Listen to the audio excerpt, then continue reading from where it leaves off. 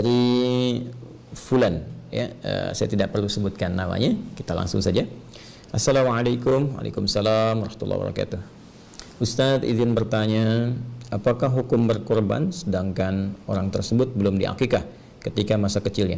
Mohon penjelasan. Makasih Ustadz. Baik, ya, semoga Allah rahmati saudara atau saudari kita ini beserta keluarganya dan menyertakan kita dalam pemberian rahmat Allah dimaksud. Pertanyaan ini saya duga juga mewakili sebagian saudara-saudari kita yang punya pertanyaan atau persoalan yang serupa, atau boleh jadi ini pun nanti akan bercabang kepada persoalan lain seperti apakah boleh kurban disatukan dengan akikah dan hal-hal sejenis lainnya.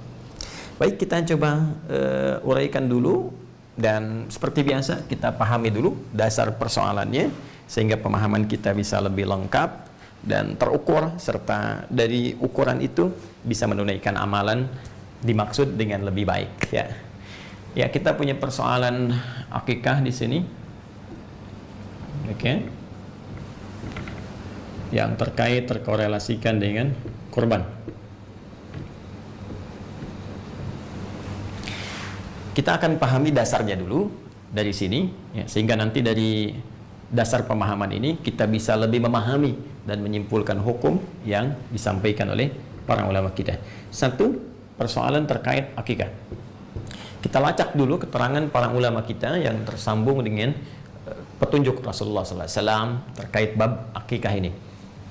Di antaranya kita temukan dalam kitab Sunan Abu Daud, jadi hadis riwayat Abu Daud, ya, rahimahullah, nomor hadis 2838. Kita bisa temukan juga langsung ke rawinya, ya, dari Samurah bin Jundub, ya, Samurah bin Jundub radhiyallahu taala anhu, tersambung pada keterangan Rasulullah sallallahu alaihi wasallam. Baik, apa keterangannya kita bacakan? Kullu ghulamin. Ya, penting saya tuliskan, ya. Kullu ghulamin rahinatun bi'aqiqatihi. Nah, ini poinnya, ya. Tuzbahu, keterangan kedua, tuzbahu yauma sabi'ihi. Ini yang penting yang keduanya. Kemudian wa yuhlaqu wa yusamma. Ini tambahannya, wa yusamma. Ini poinnya. Kullu ghulamin, setiap anak itu. Nah, ini segaris, ya. Setiap anak itu. Rahinatun biaqiqati, tergadai dengan prosesi akikahnya. Bagaimana ini ditunaikan? Kapan? Tuzbahu, dengan disembelihnya, ya, hewan akikah itu yauma sabi'ihi, pada hari yang ke-7. Ini poinnya, oke, okay? Wa yuhlaqu, bersamaan dengan itu dicukur rambutnya bila ingin disempurnakan sampai cukur habis, ya, dibotaki. Wa yusamma, pun demikian, diberikan nama terbaik untuknya. Jadi ada 3 proses di sini: akikah, cukur rambut, diberi nama. Baik. Terkorelasi dengan ini juga ada hadis riwayat Imam At-Tirmidzi, ya, hadis riwayat Imam At-Tirmidzi. At-Tirmidzi, nama aslinya Muhammad, tumbuh berkembang di Tirmidz, ada yang menyebut Turmuz, disebut At-Tirmidzi. Nomor hadisnya 1519. Rawinya langsung dari suaminya Sayyidah Fatimah radhiyallahu taala anha, menantu Nabi sallallahu alaihi wasallam, sekaligus juga ini jadi keponakan beliau, ya, Ali bin Abi Thalib. Abi Thalib, ya, radhiyallahu taala anhu, karamahullahu wajah. Disampaikan qala aqta Rasulullah sallallahu alaihi wasallam anil Hasani bisyatin. Rasulullah SAW pernah melangsungkan akikah, ya, untuk cucu beliau Al Hasan, ya, pada kambing pertamanya. Pada kambing pertamanya beliau berkata kepada Sayyidah Aisyah. Jadi ada proses akikah di sini. Kemudian ada proses perintah beliau kepada Sayyidah Fatimah. ya saya evaluasi, beliau berkata kepada putrinya Sayyidah Fatimah radhiyallahu taala anha, apa perkataan beliau? Perhatikan kalimatnya, ahliqi, cukur rambutnya, wa tasaddaqi bi zinati sya'rihi bi fiddatin. Kemudian bersedekahlah dengan hasil timbangan cukuran itu dengan perak yang serupa atau yang senilai dengan hasil cukuran itu. Dan tentunya diberi nama pada saat itu dengan Al-Hasan. Jadi di sini ada akikah, ada juga prosesi cukur rambut. Ini penting nanti saya sampaikan terkait dengan penafsiran waktu prosesi akikah. Teman-teman sekalian, fokus di sini. Pertama, Nabi menyampaikan terkait akikah, kullu gulamin, setiap anak itu. Kata gulam biasanya dalam bahasa Arab itu dilekatkan pada anak dari mulai dia tumbuh, ya, menjelang sampai menjelang balig. Jadi belum sampai ke balig, ya, belum sampai ke balig, belum balig. Jadi kalau dia masih dalam kandungan janin, terlahir kemudian disebut maulud, ya. Quran surah ke-2 ayat 233, ya, Nabi menyampaikan sallallahu alaihi wasallam langsung firman Allah Subhanahu wa taala dari Al-Qur'an. Ya, apa firmannya? Wal walidatu yurdi'na auladahunna haulaini kamilaini liman arada ayyutimma radha'ah wa 'alal mauludi lahu. Ya, ini menunjuk kepada ayah yang baru diberikan karunia anak, disebut mauludi lahu. Ini sebagai berkah kepada orang tuanya. Jadi ketika anak itu lahir disebut dengan maulud, yang baru dilahirkan, lalu dari situ berproses menjadi sobi, bayi, ya, lalu tumbuh kemudian sampai menjelang balik disebut dengan gulam. Jadi dari anak itu mulai terlahir, terus sobi gitu kan, dari terus usia sehari, 2 hari, 3 hari, nah kemudian sampai menjelang balik, nama umumnya disebut dengan apa? Gulam. Baik. Ustaz, gimana kalau ada namanya gulam gitu? Apakah belum balik? Nah mungkin ini pemaknaan berbeda, ya. Tapi secara umum namanya demikian. Nah, rahinatun, tergadai ia, kemudian diakikati dengan proses akikahnya. Saya mau sampaikan ini dulu teman-teman.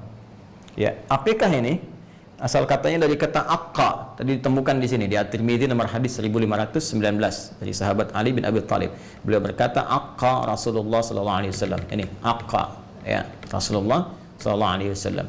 Sifatnya, keadaannya disebut dengan akikah. Akka itu asal katanya memotong, membelah, ya, menyembelih kalau kita sekarang lakukan terhadap hewan. Tapi asalnya memotong, akka, ya, memotong, membelah, memisahkan. Dari mana akar kata ini muncul? Ini yang paling menarik. Jadi diksi yang disampaikan dari ketentuan syariat itu begitu istimewa. Ya, bukan pilihan kata biasa, tapi nanti terkait dengan hikmah-hikmah tertentu. Saya mau gali dulu sedikit teman-teman sekalian ke atas. Jadi ketika manusia tercipta dengan sempurna, kemudian terlahir, selain fisiknya disempurnakan, ya, Quran surah 95 ayat yang keempat, laqad khalaqnal insana fi ahsani taqwim, kemudian juga diberikan perjalanan kesempurnaan akal, dari mulai informasi dari telinga sampai ke mata, sampai ke pikiran, sampai akal sempurna. Pun demikian jangan lupa ada kesempurnaan dari inti kehidupan, roh, jiwa, nafasnya. Nah, jiwa kita ini menjadi sempurna ketika kita mulai kemudian menjalani kehidupan usia 4 bulan, kemudian dilahirkan. Saat kesempurnaan ini terjadi, ada 2 potensi yang melekat dalam jiwa itu. Satu potensi baik disebut dengan takwa, yang kedua potensi kurang baik disebut dengan fujur, nama lainnya nafsu. Ini nanti bisa kita lihat di Quran surah ke-91 Asy-Syams. Ya. Ayat ke-7 sampai dengan 10. Ya, wa nafsi wa ma sawaha, ketika nafas itu telah tercipta dengan sempurna, fa alhamaha fujuraha wa taqwaha, maka dengan kesempurnaan itu diilhamkanlah kemudian ada jiwa fujurnya, jiwa takwanya. Takwa potensi kebaikan, ya, di sini puncaknya ada, dibisikkan oleh para malaikat. Fujur itu potensi hal yang kurang baik, lawan dari takwa. Jadi kalau ada jujur, ada bohong, ya, kemudian ada tawadhu, rendah hati, ada sombong, demikian seterusnya. Yang fujur ini didesain oleh Allah untuk menjadi katalis, ya, supaya yang baik-baiknya ini bisa muncul. Sebab kalau nggak ada yang ini, yang satu ini fujur, jadi nggak akan bisa naik. Ya, saya pernah terangkan ini dalam edisi Sitama terdahulu. Nanti Anda bisa cek kembali. Secara cepat, fujur itu nama lainnya disebut dengan nafsu. Ya, jadi kalau takwa tadi bawaan sifat malaikat, karena itu malaikat selalu baik, tak pernah salah, Quran surah 66 ayat ke-6. Tapi nafsu ini cenderung membawa kesalahan. Quran surah ke-12 ayat 53. Ya, wa ma ubarri'un nafsi innan nafsa la'ammaratum bisu. Sedangkan nafsu itu sifat bawaan yang langsung dilekatkan pada hewan. Makanya kalau hewan berbuat banyak kesalahan dan tampil tanpa pertimbangan, ya hewan senang tampil tanpa busana, hewan buang kotoran di mana-mana, ya hewan melakukan hubungan gitu kan, yang tanpa kontrol dan seterusnya. Karena memang sifat fitrah hewani itu tercipta dengan nafsunya. Nah, yang paling menarik adalah teman-teman sekalian, Allah Subhanahu wa taala melalui petunjuknya kepada Rasulullah sallallahu alaihi wasallam memberikan dengan sifat kasih dan sayang yang sangat luar biasa, memberikan arahan agar sejak bayi itu terlahir, manusia itu mulai terlahir, dari mulai tumbuh sebelum balik nih, sebelum semua yang baik dan buruknya dicatatkan sebagai pertanggungjawaban hisab di hari kiamat nanti, diminta oleh Allah melalui petunjuk Rasulullah, hei, taklukkan dulu nafsunya, simbolkan dengan potong itu, ya. Maka disimbolkanlah dengan ibadah yang diberi nama dengan aqiqah, dari kata aqqa tadi, memutus kecenderungan nafsu nanti untuk bisa tumbuh di masa baliknya dan bisa dikontrol saat dia tumbuh itu, dan diarahkan untuk memotivasi takwanya, menjadi katalis supaya nilai kebaikannya yang muncul. Nah, disimbolkan ini lewat pemotongan hewan karena nafsu tadi melekat pada fitrah hewani. Jelas ya? Bisa dipahami ya? Karena itu hewan kemudian dihadirkan, dipotong itu untuk simbolisasi sebagai ajaran syariat bahwa dengan itu diharapkan anak ini tumbuh menjadi pribadi yang bisa mengontrol nafsunya. Itu diantara hikmahnya. Ya, karena itu anak kalau dia tumbuh kemudian bersikap kurang baik kepada orang tuanya, ya kan interaksi pertama dengan orang tua kan di keluarga. Ketika ada anak yang tumbuh menjelang dia balik, bersikap kurang bagus pada orang tua, kata-kata yang kurang bagus, kata-kata kasar dan sebagainya, maka mohon izin, mohon maaf, itu dalam bahasa akhlak disebut dengan uququl walidain. Uquq, ya, uququl walidain. Seakar dengan kata ini dari aqqa juga. Uquq, sifat durhaka anak. Karena itu diharapkan dengan akikah itu sifat ini akan dipotong dari sejak kecil. Kemudian nafsunya mulai bisa dikontrol sehingga tumbuhlah dia kemudian menjadi pribadi yang baik di masa yang akan datang. Itu pun juga harus disertai dengan penyertaan lingkungan yang baik. Orang tua merawat dengan baik, lingkungan ditempatkan di tempat yang baik. Ini diantara hikmah Nabi ketika menyebut kata maulud lagi tadi. Kullu mauludin yuladu alal fitrah, ya, fa abawahu yahwidanihi aw yunassiranihi aw yumajjisanihi. Kullu mauludin, setiap yang terlahir, dari lahir sudah ada fitrahnya. Ya, cuma nanti pengaruh lingkungan yang membuat dia berubah, bahkan mungkin boleh jadi dia menjauh dari Allah Subhanahu wa taala. Ya.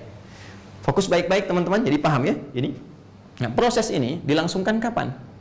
Dilangsungkan ini batas awalnya, tudzbahu yauma sabi'ihi. Disembelih akikah ini untuk menjadi simbolisasi dalam syariat tentang pemotongan potensi nafsu. Batas awalnya hari ke-7. Ya. Nah, ada yang mengartikan harus hari ke-7 gitu kan, hari ke-7 di akikah, kalau enggak hari ke-7 udah lewat misalnya kan. Saya menghargai pendapat dimaksud, tapi barangkali saya lebih cenderung kepada pendapat dari ulama lain, khususnya juga yang menerangkan riwayat-riwayat ini. Siapa yang menerangkan riwayat ini diantaranya? Al-Imam At-Tirmidzi, ya. Beliau memberikan keterangan bahwa jika tak memungkinkan di hari ke-7, ini bisa hari ke-14, ya, kelipatannya bisa, jika tak memungkinkan bisa hari ke-21 misalnya, jadi bisa hari ke-7, hari ke-14, hari ke-21. Bahkan tadi ada yang memperluas pemaknaan ini kembali ke batas akhir, ke sini, gulam. Jadi batas awalnya hari ke-7 supaya ada kelapangan, ya, masa baru lahiran langsung dipotong misalnya kambing kan juga boleh jadi bisa menyulitkan, ya, sedang fokus kepada perawatan anak belum bisa maksimal. Maka batas awalnya hari ke-7, ya. Kemudian batas akhirnya kapan? Ini kalimat ini kullu gulamin, sampai batas anak ini sebelum balik ini yang berakhir. Ya, jadi kalau sudah lewat gulam, ya sudah bukan anak-anak lagi namanya. Ya, sudah masuk kategori balik. Ini balik, sudah masuk kategori dewasa, jadi remaja, jadi pemuda dan seterusnya. Nah, jadi ini batas akhirnya di sini. Saya lebih cenderung ke sini. Ini batas awal, ini batas akhir. Ya. Nah, kalau kemudian sudah mencapai ke batas akhir ini, ya sudah. Ya, sudah tidak berlaku lagi kemudian hukum akikahnya. Ya, akikah itu ingat, hukumnya bukan wajib ya. Akikah itu sunnah. Tapi ingat, jangan dipandang remeh, sunnah yang sangat ditekankan. Ya, kenapa ditekankan? Tadi karena ada hikmah penting yang terkait berkelindan di balik syariat ini. Jadi anak ini diharapkan tumbuh ya. Kalau sudah tumbuh dewasa, maka ini sunnahnya ini walaupun sangat muakkad ditekankan tidak berlaku lagi. Walaupun boleh kemudian Anda ganti ini ke depan misalnya dengan sedekah. Boleh dengan diniatkan ini. Misalnya saya pengen sedekah, saya laki-laki waktu kecil belum sempat ibu saya mengakikah ya, atau ayah saya setelah dewasa ingin sedekah dengan senilai akikah ini. Senilai 2 kambing. Boleh, sah dilakukan. Ya, tapi yang penting itu esensinya. Jadi akikah itu diniatkan salah satunya dengan harapan anak tumbuh jadi baik dan disertai dengan pengawasan orang tua dan menempatkan pada lingkungan yang terbaik. Jadi kalau ada anak di akikah terus orang tuanya tidak mengikuti ya turunan dari akikah ini, ya memang di akikah kambingnya bagus-bagus, cuma ya dibawanya ke tempat-tempat yang kurang bagus. Ya, anak baru tumbuh dibawa ke diskotik misalnya, anak tumbuh dibawa ke tempat-tempat maksiat yang nggak akan nyampe kepribadian baik ini. Ya, hikmahnya itu. Tapi kalau Anda pun orang tua belum sempat saya akikah, tapi berharap berikhtiar, nggak ada juga. Tapi orang tuanya merawat dalam keadaan yang baik, mengajarkan Quran dan sebagainya. Sehingga ketika anak ini tumbuh dewasa, muncul kesadaran-kesadaran terbaik.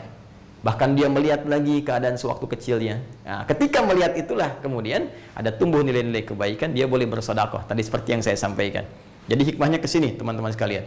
Ini berpahala, ya, tapi kalau lewat masanya, kemudian tentunya tidak ada lagi kesunahan yang ditekankan akikah, tapi boleh kemudian Anda niatkan untuk misalnya bersedekah dengan senilai ini. Persis seperti begini, tahajud itu kan sunnah muakkadah. Tahajud malam kan, sunnah muakkadah, bukan wajib hukumnya, tapi sunnah, tapi sangat ditekankan karena ada banyak kemuliaan yang tidak didapatkan dalam sholat-sholat selain tahajud. Itu ada di Quran surah ke-17 ya, ayat 79 sampai dengan 81 ya. Wa minal laili fatahajjad bihi nafilatan lak. Di antara sebagian malam bangun tunaikan tahajud. Nafilah ya, itu nafilah, penyerta ya, tapi penting. Penyerta kepada yang pokok, yang wajib diikutkan ya, sunnah hukumnya, nafilah jenisnya, tambahan. Nafilah itu tambahan dari yang pokok, tapi penting sekali, saking pentingnya kalau bisa tunaikan ya. Nanti kalau ada orang sudah terbiasa tahajud, tiba-tiba malamnya nggak sempat bangun gitu ya, karena faktor tertentu, besoknya kemudian dia bangun ya, maka ada waktu-waktu yang kiranya sudah lewat dari tahajud tapi besoknya masih ada, maka Nabi dalam satu riwayat dan disampaikan informasi dari para ulama menyampaikan amalan-amalan yang kiranya bisa untuk menggantinya. Misal dengan apa? Menambah di sholat duhanya ya, ditambahkan jumlah bilangan rakaatnya ya. Kalau tidak pun lewat dari bilangan duha itu sampai ke zuhur kan sudah lewat dari waktu duhanya ya. Karena dari itu dia mungkin bisa ganti dengan perbanyak sedekah, banyak baca Quran, walaupun tentunya amalan ini tidak disamakan dengan tahajud, tapi niat itu yang diukur oleh Allah Subhanahu wa taala dan kesungguhannya untuk bisa menunaikan amalan-amalan dengan baik. Dan bahagianya kita, amalan itu ditimbang, dinilai oleh Allah berdasarkan niat dan kesungguhan. Innamal a'malu binniyat. Kemudian tentang kesungguhan di Quran surah ketiga ayat 142. Ya am hasibtum an tadkhulul jannata walamma ya'lamillahu alladhina jahadu minkum wa ya'lamas sabirin.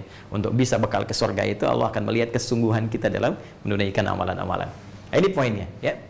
Jadi dari sini bisa terjawab kalau sudah dewasa, maka tadi ya tidak harus Anda berpikir untuk akikah lagi, tapi Anda boleh kemudian memikirkan, merencanakan, berikhtiar untuk sedekah ya. Nah, seperti ini. Jelas. Dan sedekah yang paling bagus ya diantaranya waktu-waktu seperti ini bisa memperbanyak infak atau Anda alihkan kepada kurban tadi ya, kurban teman-teman sekalian. Ini poinnya ya. Sudah, kalau tadi mau spesifik niatkan sedekah saja, dah sedekah untuk dulu akikah saya yang belum sempat terlaksanakan ya. Kemudian Anda pilihan terbaik sekarang ya sudah, saya mau sendiri saja kemudian untuk menunaikan ibadah kurbannya. Nah, sekarang muncul pertanyaan kedua, Ustadz, bisa nggak saya satukan kurbannya dengan akikah ini? Baik dalam kasusnya serupa di sini, misal lahiran anak pas menjelang Dzulhijjah, ya kan? Begitu lahir pas waktu-waktunya mau kurban. Bisa nggak di hari ketujuh ini atau kelipatannya misalnya saya sekalian kurban, sekalian akikah? Ya, atau tadi saya mau sedekah, bisa nggak disamakan sedekah dengan kurbannya? Nah, di sini para ulama terbagi pada dua pendapat utama. Yang pertama, teman-teman sekalian, ada di kitab musannafnya Ibnu Abi Syaibah. Ya, musannaf Ibnu Abi Syaibah. Ya. Itu keterangan bahwa pendapat pertama diwakili oleh kalangan mazhab Hanafi, kemudian Hambali, ada juga pendapat dari Imam Al-Hasan Al-Basri, ya, Hasan Al-Basri. Juga ada tambahan dari Ibnu Sirin, ya, yang cenderung pada pendapat bolehnya menyatukan dua ibadah ini, ya, dengan satu pelaksanaan.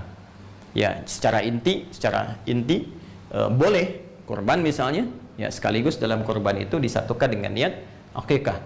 Ya, misalnya kalau untuk perempuan lahir terus pas bersamaan dengan Dzulhijjah, dia pengen kurban, sekaligus dengan kurban itu disatukan untuk niat akikahnya. Nah, ini menurut pendapat yang pertama, ini boleh, silahkan saja, sah saja untuk dilakukan. Jadi silahkan Anda berkurban kemudian niatkan sekalian untuk akikah. Atau dalam konteks yang sedekah ini boleh, silahkan berkurban, niatkan sekalian untuk konteks sedekah, ya, dengan berharap akikah yang kemarin-kemarin juga Allah berkenan menerima ibadah terbaiknya.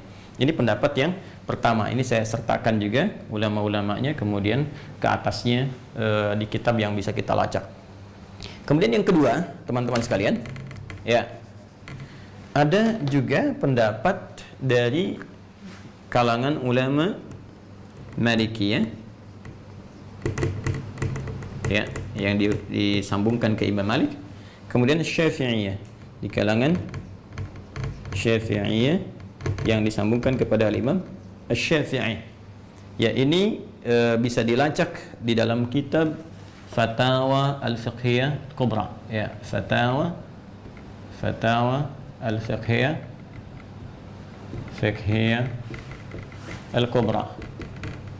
Al-Kubra karangan Ibnu Hajar Al-Haytami.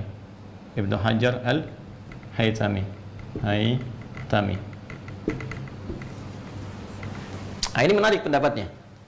Ya, sebelum beliau mengurai boleh atau tidaknya, yang paling menarik beliau uraikan dulu esensi dari ibadah ini. Ya, perhatikan baik-baik. Teman-teman sekalian, akikah seperti kita ketahui itu ibadah yang ditunaikan untuk bisa dengan ibadah itu diharapkan menjadi pengarah kepada anak dengan izin Allah supaya tumbuh lebih baik di masa depan. Karena itu ibadah ini spesifik ditujukan kepada anak. Kalau dalam bahasa kitabnya fidaul walad, ya, jadi penebus anak. Ini ibadah untuk anak sebelum dia dewasa. Sedangkan kurban, ini akikah, kurban itu tidak spesifik ditujukan kepada anak, tapi lebih kepada jiwa, kepada diri, fidaun nafsi, ya, kurban.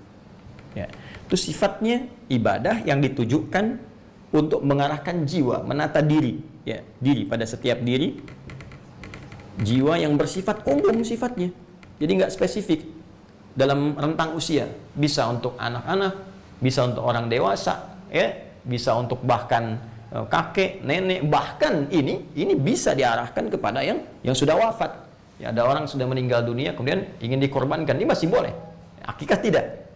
Ya, jadi dari sini dilihat kemudian oleh para ulama Malikiyah, Syafi'iyah dengan referensi yang saya sebutkan, karena sifatnya ini berbeda, beda jenis, ya, tidak sama, maka mereka lebih cenderung untuk memisahkan akikah dengan kurban. Akikah tersendiri, kurban tersendiri. Jadi kalau Anda ingin akikah, silahkan niatkan akikah, ya, dengan ketentuan yang berlaku. Kalau Anda ingin kurban, maka silahkan niatkan kurban.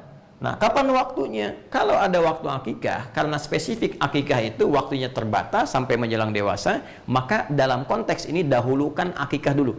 Jadi kalau ada pertanyaan, yang ketiga, Ustadz, mana yang dahulukan, akikah atau kurban? Maka dalam konteks ini, jika waktunya bersamaan dengan waktu spesifik akikah, anak ini lahir sampai tumbuh sebelum baligh misalnya, ada rezeki yang Allah titipkan pada kita, maka yang dahulukan akikah. Kenapa? Karena kurban ini waktunya itu masih panjang. Setiap tahun masih bisa ada. Anak telah dewasa pun masih kurban untuk diri sendirinya.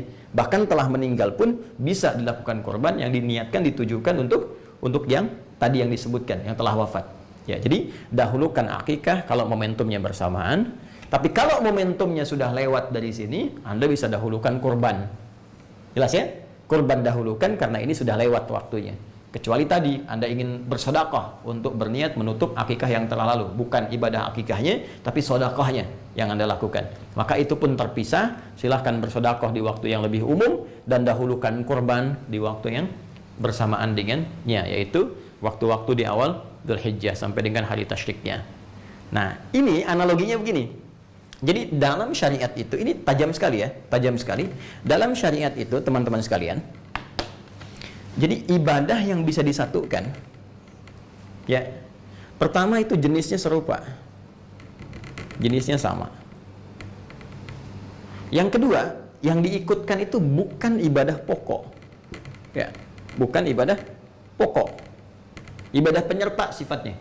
Ya, contoh begini, saya contohkan sholat lah yang paling gampang, sholat. Ya, sekarang kita ingin menyatukan jenis-jenis sholat. Ya, jenisnya sama-sama sholat. Ya, sholat dengan sholat kita ingin satukan. Sekarang yang satu misalnya kita ingin sertakan kepada yang lain. Maka yang boleh disatukan itu yang sifatnya bukan pokok. Ya, bukan ibadah khusus dengan nama tersendiri. Contoh, tahiyatul masjid. Ya, sholat tahiyatul masjid. Tahiyatul masjid itu bukan sholat yang berdiri sendiri. Tapi lebih menunjuk pada keterangan Rasulullah setiap sholat 2 rakaat yang ditunaikan sebelum kita duduk di masjid. Semua jenis salat 2 rakaat. Kalau bahasa nabinya, bima makna qala Rasulullah sallallahu alaihi wasallam, "Idza dakhala ahadakumul masjidah." Ya, idza dakhala ahadukumul masjidah fala yajlisa hatta yusalli rak'atain. Idza dakhala, apabila akan masuk ahadukumul masjidah, satu di antara kalian ke masjid, ya fala yajlisa, maka jangan langsung duduk. Jangan di sini sifatnya menunjuk kepada larangan yang diutamakan dalam pengertian sunnah. Gitu kan? Ya, hatta yusalli rak'atain, sampai dia salat 2 rakaat. Ya, jadi salat dulu 2 rakaat, kemudian baru dia duduk untuk i'tikaf. Ini sifatnya sunnah. Ya, artinya dalam keadaan terdesak pun dia kemudian mesti duduk, langsung duduk saja. Jangan dipaksakan kemudian sunnah menghambat kepada sesuatu yang lebih utama. Contoh dalam kasus khutbah Jumat. Nih banyak saya temukan khatib sudah naik ke atas mimbar, bahkan tengah-tengah khutbah orang datang terlambat, terus maksa masuk ke dalam, masih tahiyatul masjid. Ya, yang paling celaka, yang masuk 1, 2, 3, 4 orang, khatibnya sudah masuk khutbah kedua, udah mau ditutup, datang sholat lagi. Kapan ditutupnya? Ya, karena itu dalam mazhab Maliki, kalau sudah khatib naik ke atas mimbar, ini tidak dianjurkan tahiyatul masjid, langsung duduk.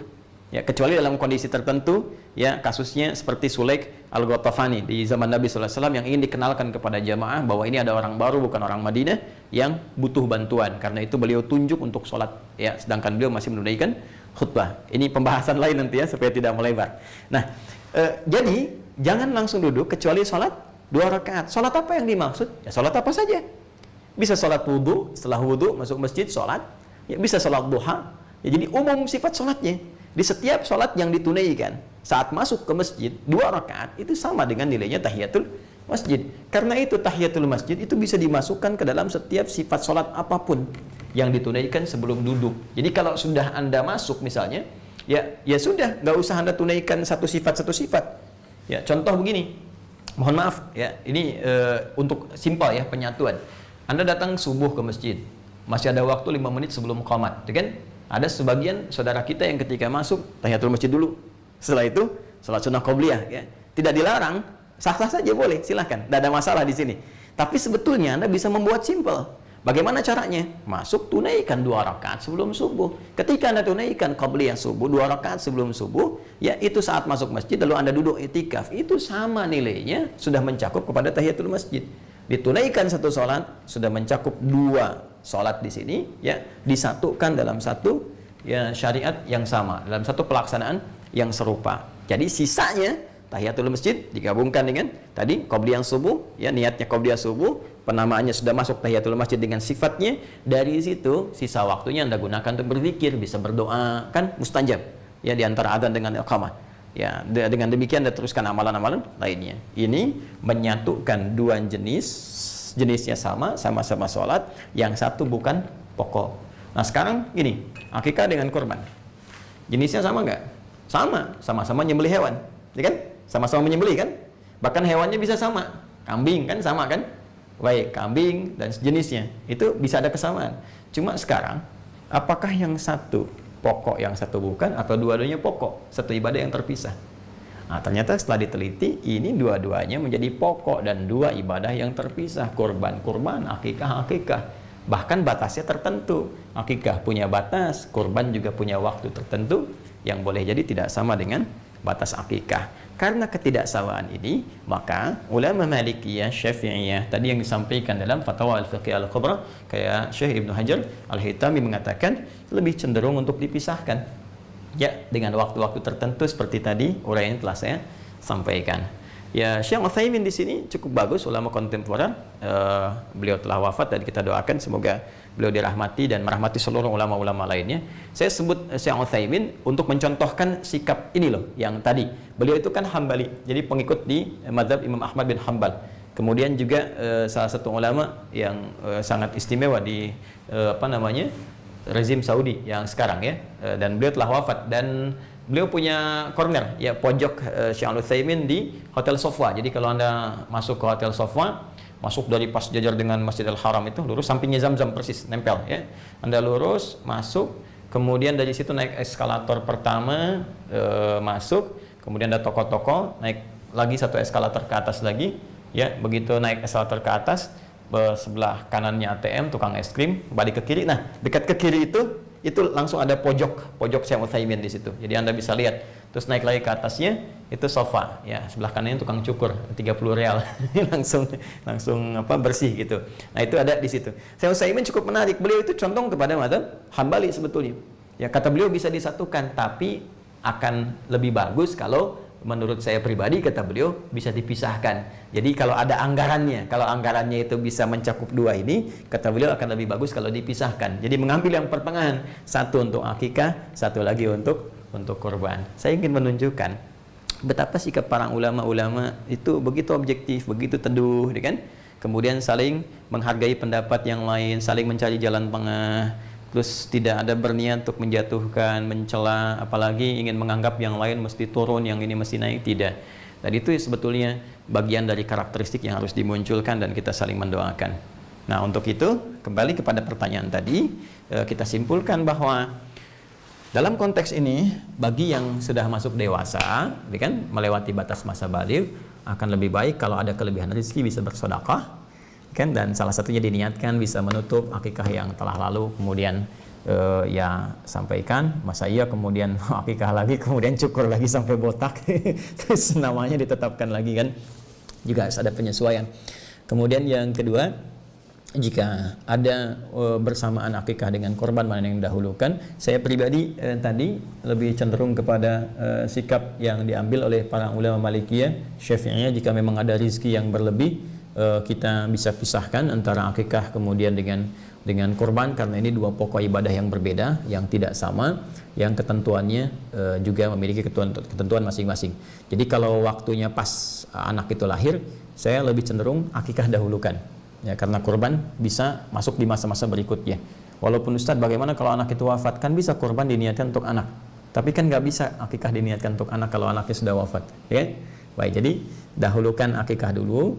Nah, kalau terbalik situasinya sudah dewasa, maka dahulukan kurban dulu, ya, karena waktunya khusus. Nanti setelah kurban, kalau Anda ingin bersedekah mengganti yang akikah, maka itu silahkan dengan segala kelapangan, dan semoga Allah menerima amal ibadah dan merahmati kita semua.